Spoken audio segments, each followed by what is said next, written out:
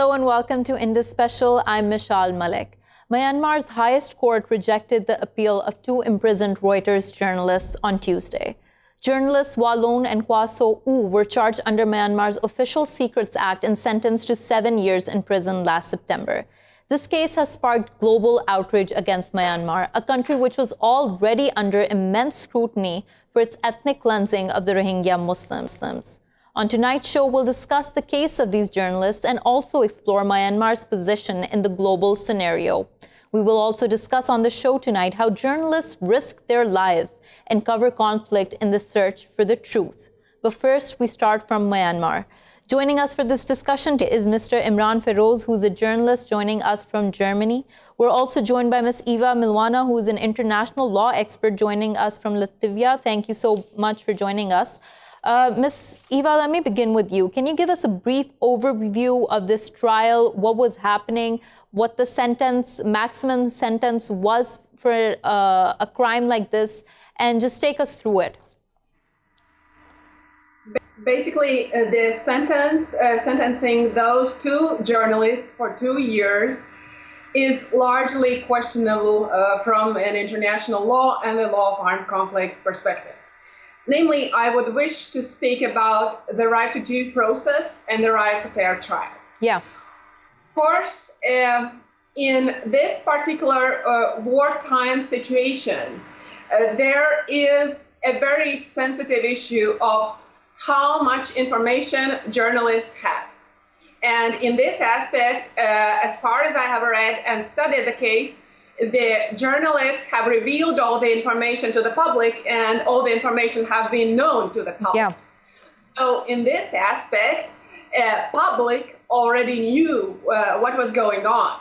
So, and the evidence that could be used against those journalists, in principle, could not be, in a way, so to say,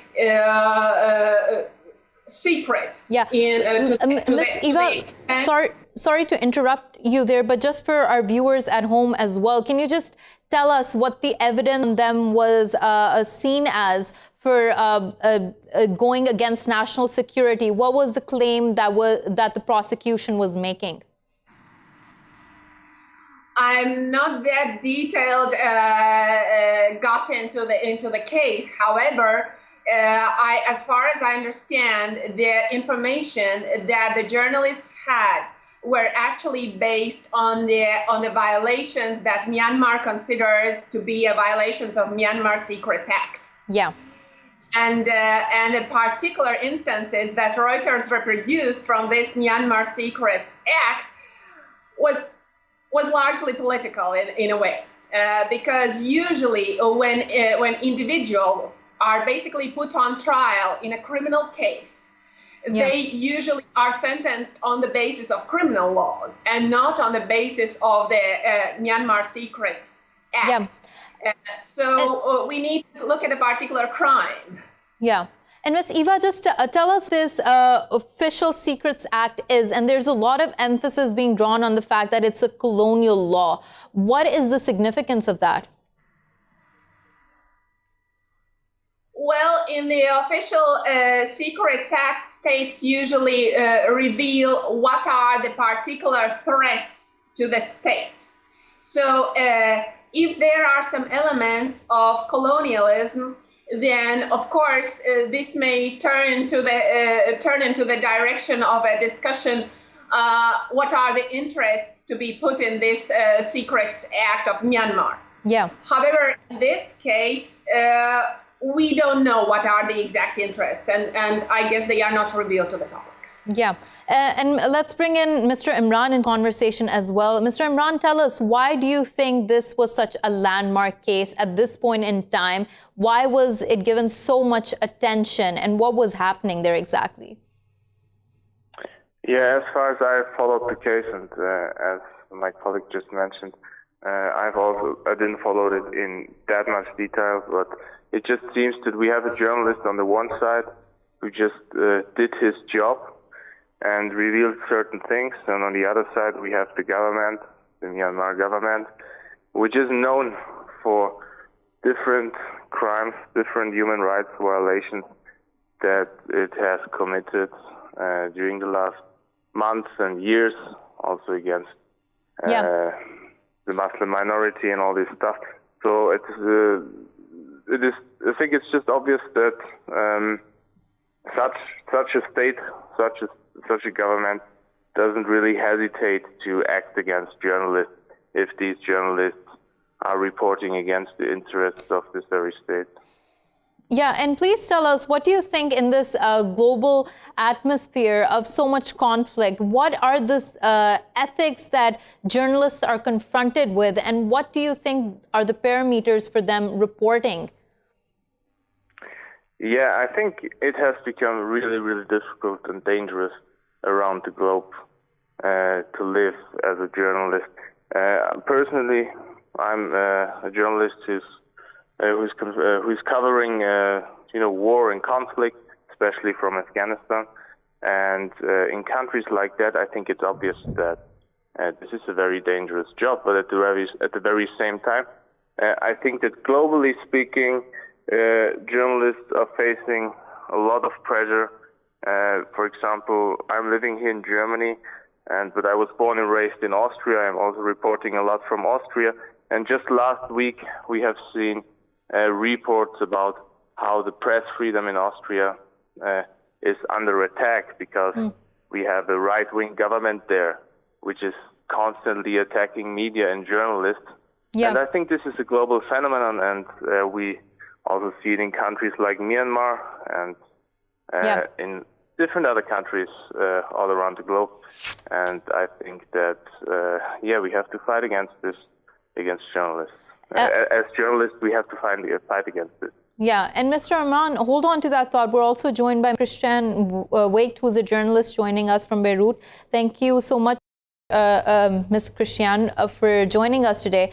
Can you tell us, from whatever you were hearing Mr. Emran talk about, the general global phenomena of cracking down on journalists? What do you think about that? What can you tell us more about that state? Indeed. Today, covering a war is becoming more and more dangerous for journalists. Like a recent report published by the Committee to Protect Journalists shows that 9 out of 10 cases of members of the media being killed go unpunished. It's not only that it's very dangerous for them, it's also there is an impunity that makes journalists a very easy target. In terms of international law, it is illegal to attack journalists, and this derives from the protection granted to civilians under international humanitarian law. This is by the Article 79 of the Third Geneva Convention. So the journalist must enjoy an immunity, even if he is using the propaganda material. He is not taking any military action, so he must not be considered as military objectives. Yeah, and also we need to say something. I need to add something, that the term journalist also it involves correspondents, reporters, photographers, and any of the technical team, like the the television assistants, the radio assistants, that all of them should have immunity and protection. Yeah. Ms. Waked, in this case specifically, when we're talking about in reference to what is happening in Myanmar with the Reuters journalist being sentenced for 7 years imprisonment, what can you tell us about that? When a country that is supposedly supposed to move towards democracy is doing this, what signal is it giving out to the world? Well, it is rather shameful that our colleagues, Reuters colleagues in Myanmar, are serving prisons just for reporting and doing their job. I think the United Nations Working Group on Arbitrary Detention must really study this case and recognize that there is an illegitimate detention of these prisoners, and they must pressure Myanmar to set them free. Yeah. And I think the international community must work on this. We should not just watch and observe in silence. Yeah.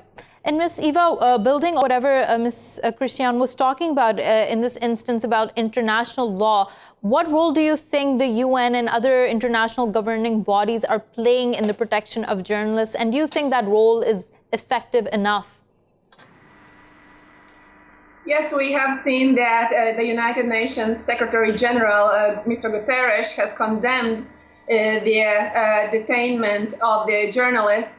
And in 2015, there has been a Security Council resolution which says that, in fact, all the attacks against journalists should be considered as crimes against humanity. So in that respect, I think that the UN is not doing enough to protect journalists in an armed conflict. And from the law of armed conflict perspective, unfortunately, I consider also that journalists are the least protected people in the zones of armed conflict. Yeah. Mr. Emran, do you agree with that, that journalists are the least protected civilians out there who are just trying to do their job, trying to report the truth, objective facts? Yes, I think so too. I think that words and, just speaking about it and just condemning it is not enough to protect journalists on the ground. I've faced a lot of situations where I knew I could get killed now and nobody would care. And if you think about this, and I think everyone who had such moments, every journalist who had such moments, knows how frustrating it is and how less you're protected, but you still just continue to do the job because it's your job and you have some passion for it, and you want to kind of cover the truth, or just reality on the ground, or whatever you want to call it. But yes, I mean, from Syria to Afghanistan, even to Europe, journalists are really not protected, and I believe that just condemning it is not enough. Yeah. And Mr. Emran, you were talking earlier about the fact that with the rise of the right wing, we're seeing a greater crackdown on freedom of the press, expression of the press. Tell us more about that. Build up on that point. Yes. In several European countries, if you just focus now on European countries like Austria, like Hungary, where the far right, and let's not just call them the far right. In many cases, they're neo-Nazis who want to have a totalitarian state, or at least an authoritarian state, and who do not respect the freedom of speech, the freedom of press.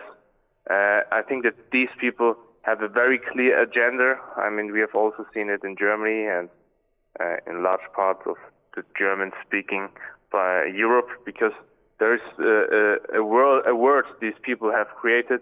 In Germany, in German, it's called Lügenpresse. If you translate it, it's the lying press. They constantly spread this narrative that the media and the press is part of some left-wing monstrous conspiracy, which is supporting so-called criminal refugees and migrants, and who want to attack the Christian Europe, and they have repeated this narrative so much that it's just obvious that that they do not like the media, and that they do not like journalists. I mean, at the same time, I have to say that many so-called mainstream media outlets were not so good in parts of their reporting. And of course, you can criticize the media regarding special issues, and you can, everyone is interested in a debate, and everyone wants to hear constructive critique. But if you just start to smear them constantly, and also through social media and all these tools, at the end you will see results like that. Yeah, and Mr. Emran, I'm going to take this point to Ms. Christiane over here as well. Tell us the dangers of undermining the media in this way, undermining the press in this way. Why is it dangerous for the public if you are undermining one narrative because you do not agree with it? And this goes for governments. I have to say something, and I have to add also that there is a danger from social media. There should be a strict follow-up from local police in regard of the harassment, deaths, and rape threats on social media. because they are increasing and nobody is really taking action regarding this. Yeah. Also, it's very important not to undermine, because we have also many cases of freelancer journalists. Because these journalists, they don't have any backup from a solid institution, especially legally, and freelancers lack proper protection tools. Sometimes I see freelancers with no bulletproof vests, and sometimes they go in places where they need bodyguards and insurance. It's a heavy cost, and the coverage of a story is costing more and more less. There is a serious financial drain in the media section.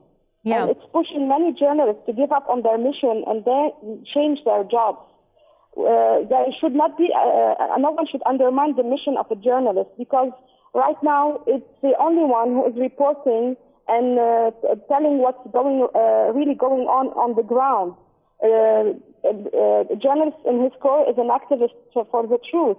Yeah. Unless he's doing a public relation job trying to please certain parties. Yeah.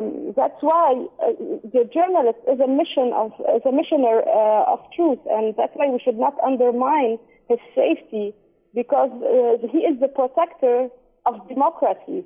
Yeah. And that is why we call for the international community to establish more strict laws, international laws, to condemn and to judge states who are condemning journalists on false charges.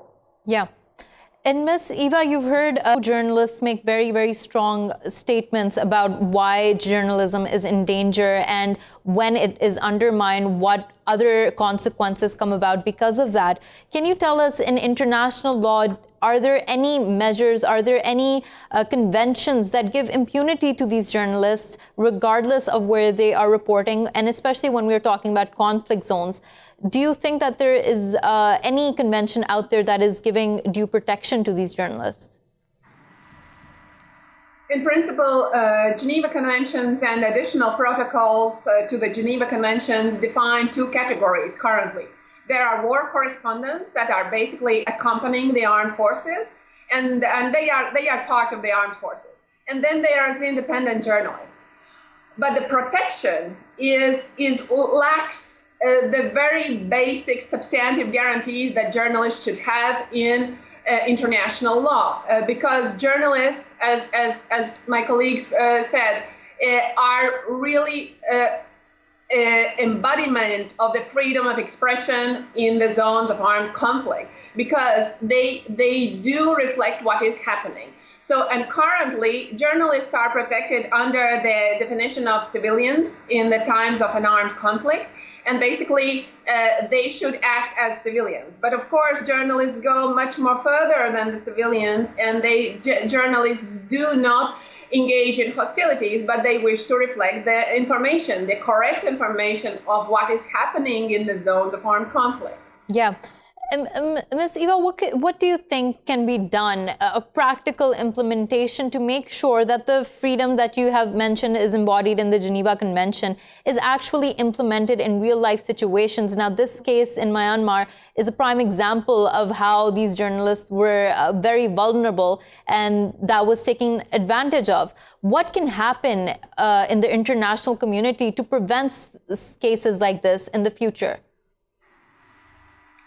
Basically, international law is created by states, and the will of the states is the very core in international law. So states may come together either in the framework of international organizations, or they can come together on their own initiative and adopt certain measures, basically conventions, codes of conduct that are specifically designated for journalists. There have been initiatives since 1975 on the adoption of special convention related to journalists in the zones of armed conflict. But apparently, this is such a sensitive topic that politicians cannot agree upon. Emran, just before we wrap up this segment, let me ask you, how urgent of a need is it for there to be international cooperation on this issue? And as Ms. Ieva was mentioning, that it's such a sensitive topic that people can't come to the table and agree on it. But why is this the need of the hour? Yeah, And it is definitely urgent to discuss these issues, and as we have seen, the situation is just becoming worse in many countries. But at the same time, I do believe that many responsible states or their partners or allies, they talk about it. They say, of course, this is important for us and you have to stop it. But as I just said before, they just stick to words, and they are not interested to show something in practice. So, I know that, for example, in many cases, I think it's obvious that in many cases, people, different states, are just more interested in their personal economic benefits and all these things than in the life of certain journalists. Yeah. So we need more political pressure. We need real political pressure. If something like that happens, for example, like the case in Myanmar, or if another state, which is an important ally of Germany or of any other, different kind of states that say that they believe that freedom of press is important for them, then they have to show real pressure. They have to cut economic ties and do such things to show that this issue is serious to them. Yeah, and thank you for that point there, and thank you for joining us and talking to us about this issue, Mr. Emran. Thank you, Ms. Ieva and Ms. Christiane, for talking to us about this. We're going to take a short break. When we return, we're going to have another story for you. Stay with us.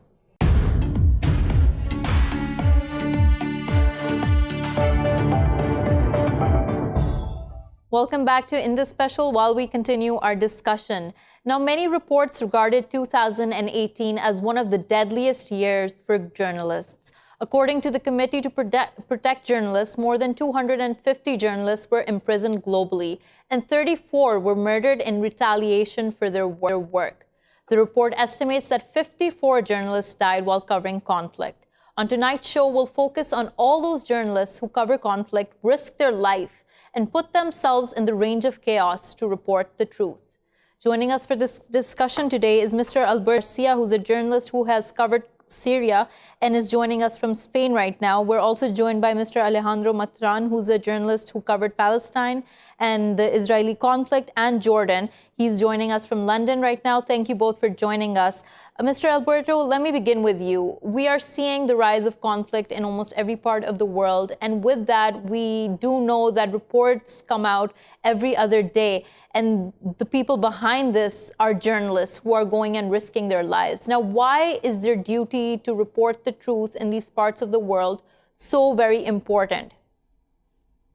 Well, when a journalist go to a conflict zone, some people think that it's like a war junkie or a person who is not in their mind. The question is that today, and this is something that happened always along the history, the war is one of the most the wars aren't because of justice or because of whatever some people say. The war is just interests, power, money, and resource. So when a person go and report that, it's a kind of way to stop some people from committing war crimes. What we saw with, for example, in some conflicts in Africa, the warlords have total freedom for doing what they wanted. And this way we saw the genocide of Hutus and Tutsis. Yeah. For example, when a journalist goes to Syria, it's a way to control, to push back these kind of crimes, and a way to make people understand what really is the war. Yeah, and you're saying a push back the crimes. Elaborate on that a little more for us and tell us from your experiences in Syria, what did you see and what were the difficulties you faced as a journalist? According to my experience as being a journalist, what I see is that it's two kinds of journalists. One of them is the mass media journalist, the agency journalist, and they used to go with everything prepared, with their fixer, with their protection. Yeah. While on the other side, you have to go freely, a kind of on the fly. And this is sometimes the problem, because the people think that as you go freely, they can control you, or they can stop you, or they can try to make you don't search too much. So I think that this is the main danger and the main problem that we used to afford. But luckily, if you study good the conflict, if you prepare right, if you know where to go, with who go, you can work with relatively without problems. Yeah, and Mr. Alberto, you mentioned some of the preemptive measures that can be taken while going to conflict areas. I'm going to ask Alejandro, before we move on to what can happen there. Mr. Alejandro, what do you think are some of the main challenges to journalists when they are covering conflict zones?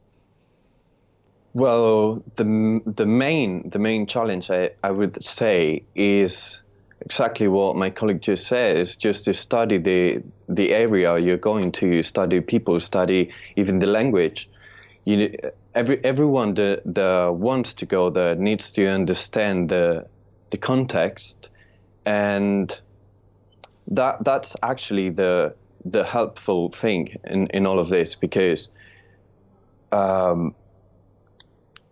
well, you will face a lot of problems. Otherwise, you don't understand, you don't know where you're going to. So you actually need that understanding of the context. And the people, especially people, it's just about prudence. So Mr. Alejandro, when you were going to these areas, when you were covering conflicts, what was the main driving force behind you to do so? I mean, journalists do, of course, have the option of covering other issues, other humanitarian crises, but what pushed you to go into these areas?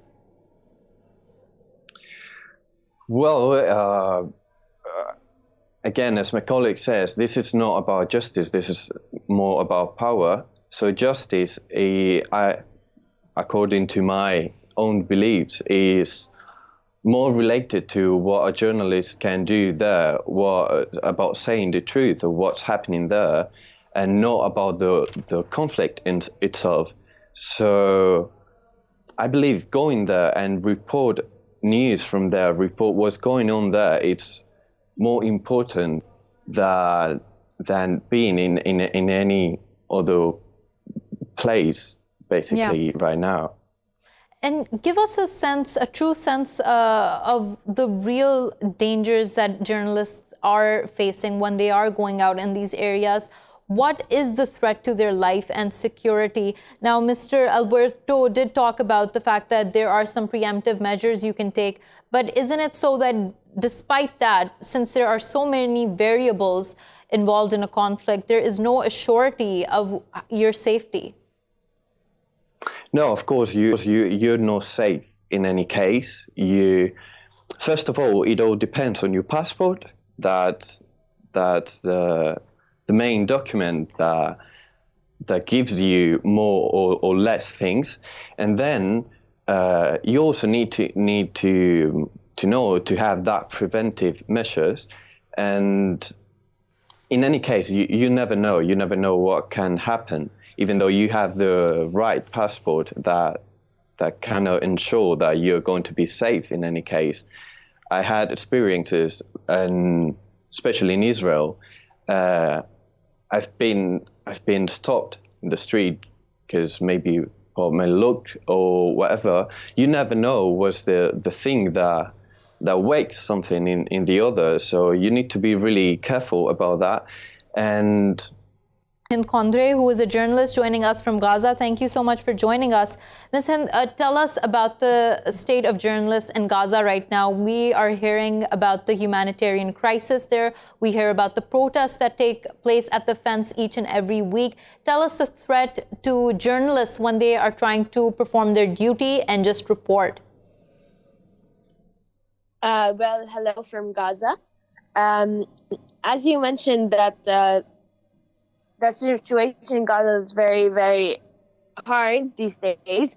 As a journalist, actually, I have not been working like for a lot period of time, because actually no one is interested with Gaza anymore, because it's the same humanitarian crisis. So it's not only being in risk to report about the Great March of Return and everything, it's also that you're putting a lot of effort and you're trying to pitch stories, but no one is actually accepting these stories, especially when I'm working with international media and I'm trying to report about different topics from the Gaza Strip.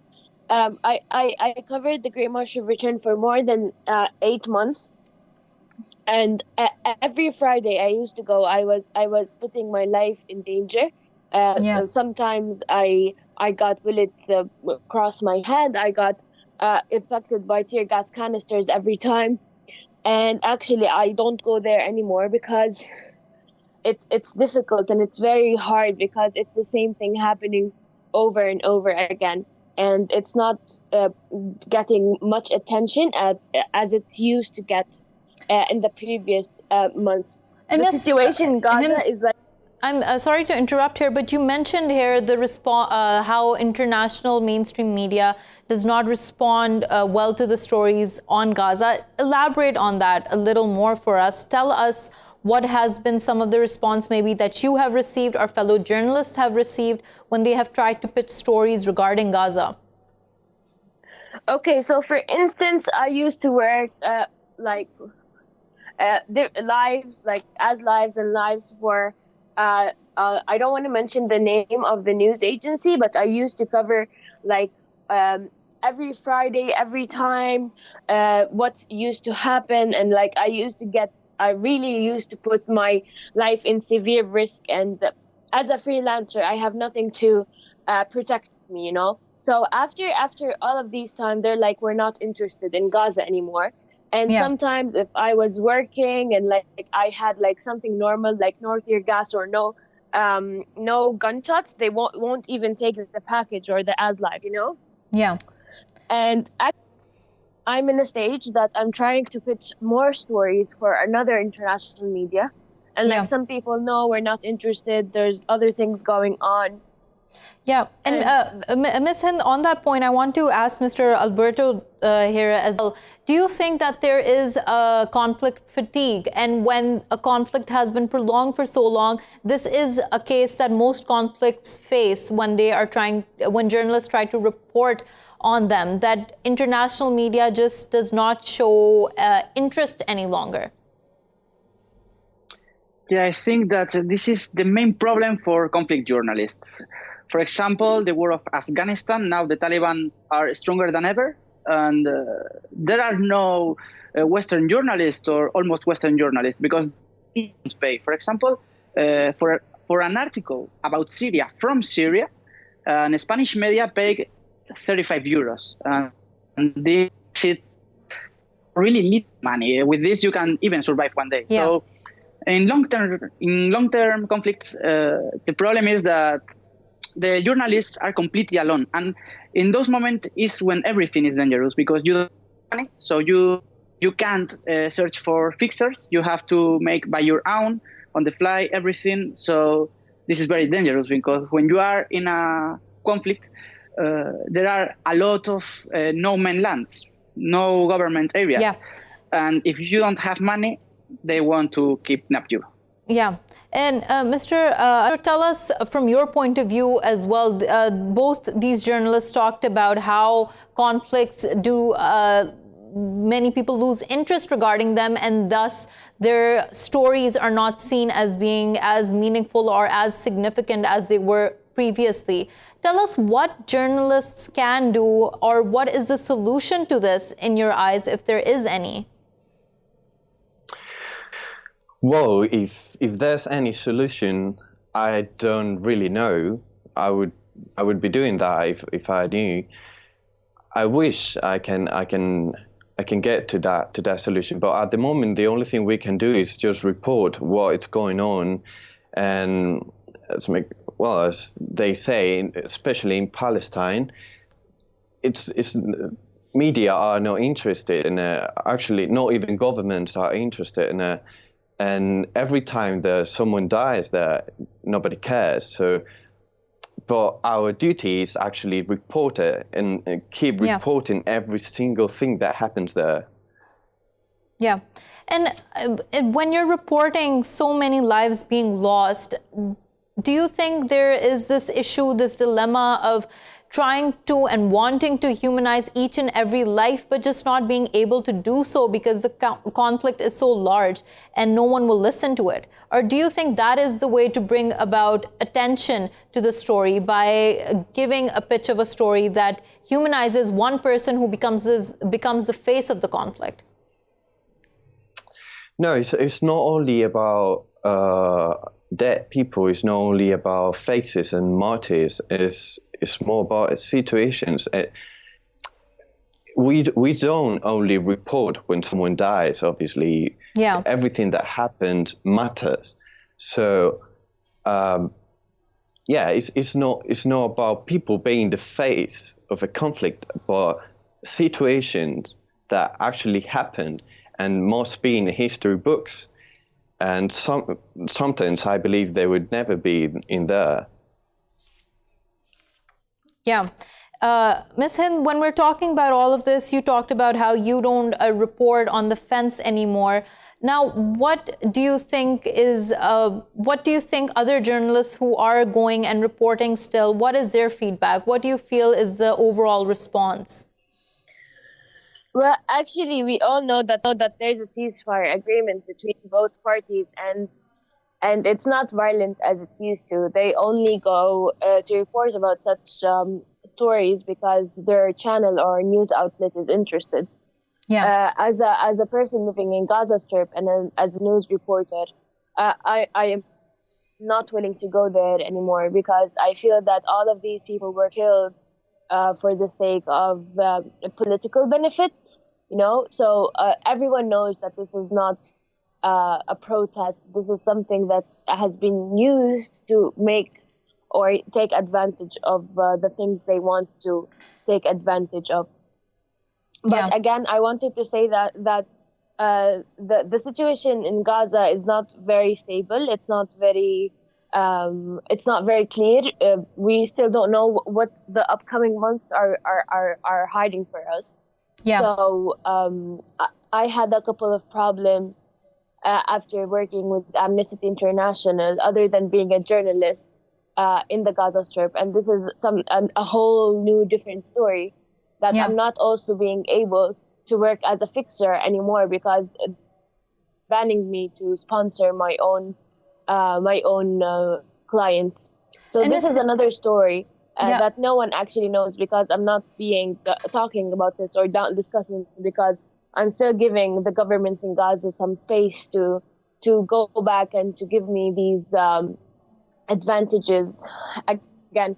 So I'm a journalist that has been covering all of this, and I'm one of the only journalists that work for international media and has been very, very active in the past month.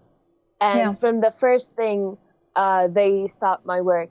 So again, as all the countries and as all the Arab countries, as a journalist and a human rights worker, Gaza, just like any other country that is witnessing a violation and zero freedom of speech and zero freedom of expressing what's going on. Yeah. And Ms. Hind, do you feel like there is enough being done? Do you think there is enough room for there to be reporting on the humanitarian crises in Gaza? We do hear stories coming out, but do you think that there are enough stories to depict the actual reality on ground? I'm telling you, well, actually, yes, the humanitarian situation is the same, just like all the past years, and it's going from bad to worse and worse and worse. So it didn't really change. The only thing that changed is the opening of Rafah border during the past few months. So yes, there's a lot of stories that are trying to cover on what is really going on. And I'm telling you, like in the international media, there's no enough coverage for what's really going on in Gaza. Yeah. And Mr. Alberto, when we're talking about Syria here, how do you think the conflict has changed, if you think it has changed at all in the 8 years that it has been going on for? And how do you think reporting on the issue has changed? I think that now the journalists, the Western journalists, are afraid of the reality they create. What I want to say, when they talked about the revolution, they were in rebel-held areas, which is the problem. From very early, the main force of the opposition forces were extremists. I mean, Jabhat al-Nusra from Al-Qaeda, Ahrar al-Sham, Jaish al-Islam, and those journalists were with the rebels. The rebels were happy because they had money, but the problem is that the war was longer than what they thought, so they lost the money. They were without money, and which was the solution? To kidnap journalists, and they started to kidnap those journalists. So now it's not even one Western journalist in rebel-held areas. The only journalists go to the government areas. But the problem is that if you write from government areas, the main Western medias won't pay to you or won't buy those stories. So the journalists are afraid of going to rebel areas because they are going to be kidnapped, and they don't want to government help because they don't go there. So now what we have is very little information and lots of propaganda. Mr. Alberto, hold on. I want to ask Mr. Alejandro here. Mr. Alberto mentioned the government. And in conflict zones, how much pressure, there is, of course, chaos. There are so many multiple key players. How much exogenous pressure from governments, from different players and political players in that area is influencing the journalists, not in their ability to report, but the fact in terms of the constraints? Well, actually, if you're not a freelancer, you're conditioned by whoever is hiring you, and that company or whatever it is has a policy and has a line. It has its thoughts, and you need to follow them. Sometimes they are designed by a government, or sometimes not. You never know, but you need to really know who are you working for, and obviously, governments, depending if it's a public media or whatever it is, governments are pushing really hard. And as Alberto said, we have more propaganda than actual reports. And this is something that we really need to counter when we read something. Not only journalists, but actual people. Just people when they read a newspaper, they need to be critical with that. They need to understand that it might not be neutral.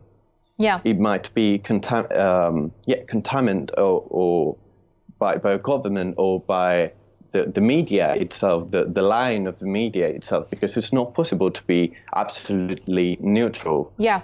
Mr. Alejandro, since we're running short on time, we're going to have to end the show here, but thank you so much for joining us and talking to us. Thank you so much, Mr. Alberto, for joining us and talking to us. Ms. Hind for coming on the show and talking to us. Thank you for watching Indus Special. We will see you again next week with more stories. Till then, goodbye and take care.